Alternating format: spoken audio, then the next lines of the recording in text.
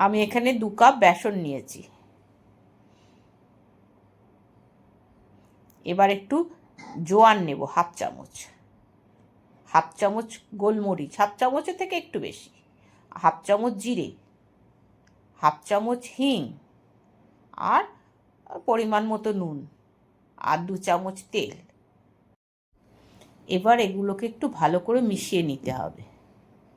মা, মেশানোটা ঠিক হচ্ছে তো? হ্যাঁ মা, ঠিক হচ্ছে, ভালো করে মেশাও। ঠিক আছে। তুমি তো পাঁপড় খেতে ভালোবাসো তো, হ্যাঁ। তোমার জন্যই তো করছি। এবার মেশানো হয়ে গেছে। এবার একে অল্প অল্প করে জল দিয়ে একটু শক্ত করে মাখতে হবে।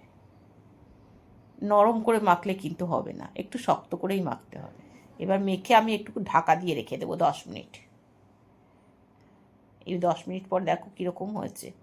আর একটুখানি মেখে নেব। 10 মিনিট বাদ আরেকটু মেখে নিলাম। এইবার এটাকে পিস পিস করে কাটবো। মা, আমি কাটি?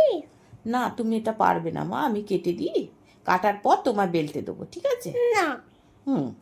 না, দেখো কি সুন্দর, এরকম করে তুমি পারো? পারি। না, না পারি। তোমাকে আমি বেলতে দেবো। আমি এইভাবে ছোট ছোট করে লেচি করে নিয়েছি। আমার এইরকম ছোট ছোট লেচি পাঁপড় খুব ভালো লাগে। মা, আমার কখন দেবে?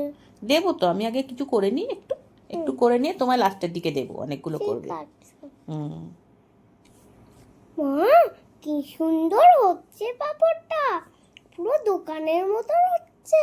তাই? হ্যাঁ। আমার শোনো মা, দোকানে তো এইরকম করেই পাঁপড় করে। ছোট ছোট লেচি করে এগুলোকে বেলতে হবে, খুব চেপে চেপে বেলতে হবে। দেখো কি সুন্দর হয়েছে। এইভাবে সব কটাকে এইভাবে বেলে নিয়ে একটু হাওয়ায় শুকিয়ে দিতে হবে। রোদ্রে বা হাওয়ায় একটু রেখে দিলে এটা শুকিয়ে যাবে, ব্যাস রেডি পাঁপড়। এর কোনো ঝামেলাই নেই, খুব সোজা, খুব ইজি। মা, আমারটাও এই একসাথে রেখে দিয়েছো? হ্যাঁ, তুমি যেগুলো বেলেছো সেগুলো তো একই সাথে রাখা কোথায় আমার? আছে। মা, আমাকে ভাতের সাথে পাঁপড় দেবে তো? হ্যাঁ, তোমার জন্যই তো ভাজছি, তোমার জন্য, মায়ের জন্য ভাজছি তো। ভাতের সাথে খাবে? তুমি ভাতের সাথে পাঁপড় খেতে ভালোবাসো তো? ওটা আমার চিনি মা, তাই? এটা আমার মিষ্টি মা, তাই জন্যই তো তোমাকে এত আরো করে ভালোবাসি। আমার সোনা পাখি। আমার জন্য কিন্তু চারটে খাবে? না, অত খেলে পেট ব্যথা করবে তো, বাচ্চাদের অত খেতে নেই। না, আমি 4টে খাবো।